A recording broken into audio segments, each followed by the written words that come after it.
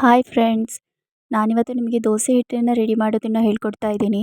ದೋಸೆ ಹಿಟ್ಟು ರೆಡಿ ಮಾಡೋಕ್ಕೆ ನಾನಿಲ್ಲಿ 2 ಕಪ್ ಅಕ್ಕಿಗೆ ನಾನಿಲ್ಲಿ ಅರ್ಧ ಕಪ್ಪು ಉದ್ದಿನಬೇಳೆ ತೊಗೊಂಡಿದ್ದೀನಿ. ಹಾಗೆ ನೋಡಿ ಇಲ್ಲಿ 1/4 ಕಪ್ ಮೆಂತ್ಯ ತೊಗೊಂಡಿದ್ದೀನಿ. ನಾವು ಮೆಂತ್ಯ ಎಷ್ಟು ತೊಗೊಂಡಿರ್ತೀವೋ ಅಷ್ಟೇ ಸಬ್ಬಕ್ಕಿನೂ ಸೇರಿಸಬೇಕು. ಆವಾಗ ದೋಸೆ ತುಂಬ ಚೆನ್ನಾಗಿ ಬರುತ್ತೆ.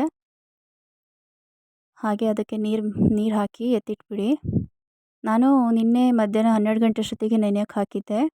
ನಾನು 7 ಗಂಟೆ ಅಷ್ಟೊತ್ತಿಗೆ ತೆಗ್ದಿದ್ದೀನಿ ನೋಡಿ, ಈ ಥರ ನೆಂದಿದೆ. ಮಿನಿಮಮ್ 6 ಗಂಟೆ ನೆನೆಯಲೇಬೇಕು. ಜಾಸ್ತಿ ಹೊತ್ತು ನೆನೆಸ್ಕೊಂಡ್ರೆ ಏನು ತೊಂದರೆ ಇಲ್ಲ. ಈಗ ತೊಳೆದ್ಬಿಟ್ಟು ಅರಿಯೋಕ್ಕೆ ಹಾಕ್ತಾಯಿದ್ದೀನಿ ನೋಡಿ. ಅರ್ಧ ನೋಡಿ ನುಣ್ಣಗೆ ಅರಿಬೇಕದು. ಅರ್ಧ ಹಾಕಿದ್ದೀನಿ ನೋಡಿ ಇಲ್ಲಿ, ಈ ಥರ ನುಣ್ಣಗೆ ಅರಿಬೇಕು. ಈಗ ಮುಚ್ಚಿಟ್ಬಿಡಿ ಅದನ್ನು. ನಾಳೆ ಬೆಳಿಗ್ಗೆ ಓಪನ್ ಮಾಡಿ ನೋಡಬೇಕು. ಅದಕ್ಕೆ ಉಪ್ಪು ಮತ್ತು ಸೋಡಾ ಪುಡಿ ಬೇಕಾದ್ರೆ ಹಾಕ್ಕೊಳ್ಳಿ. ನಾನು ಉಪ್ಪು ಒಂದೇ ಹಾಕ್ಕೊಂಡಿರೋದು. ಹಾಕಿ ಎತ್ತಿಟ್ಬಿಡಿ. ಹಾಗೆ ನಿನ್ನೆ ನೈಟೇ ನಾನು ಖಾರ ಚಟ್ನಿ ಮಾಡಿ ಇಟ್ಕೊಂಡಿದ್ದೆ. ಅದಕ್ಕೆ 1 ಸ್ಪೂನ್ ಎಣ್ಣೆ ಹಾಕಿ ಅದಕ್ಕೆ ಬೆಳ್ಳುಳ್ಳಿ ಮತ್ತು ಕರಿಬೇವಿನ ಸೊಪ್ಪು ಹಾಗೆ ಒಣಮೆಣಸನ್ನ ಹಾಕಿ ನಾನು ಫ್ರೈ ಮಾಡ್ಕೊತಿದ್ದೀನಿ. ತಣ್ಣಗಾದ ನಂತರ ಅದನ್ನು ಮಿಕ್ಸಿ ಜಾರಿಗೆ ಹಾಕಿ ಅದಾದ್ರ ಮೇಲೆ ಅದಕ್ಕೆ ನಾನು ಸಕ್ಕರೆ ಹಾಕಿದ್ದೀನಿ. ಹಾಗೆ ಉಪ್ಪು ಮತ್ತು ಲಿಂಬು ಹಾಕಿದ್ದೀನಿ. ಲಿಂಬು ಕಲರ್ಗೆ ತುಂಬ ಚೆನ್ನಾಗಿರುತ್ತೆ. ಹಾಗೆ ಟೇಸ್ಟು ಕೂಡ ಅಷ್ಟೇ ಚೆನ್ನಾಗಿರುತ್ತೆ. ಒಂದು ಸತಿ ಟ್ರೈ ಮಾಡಿ.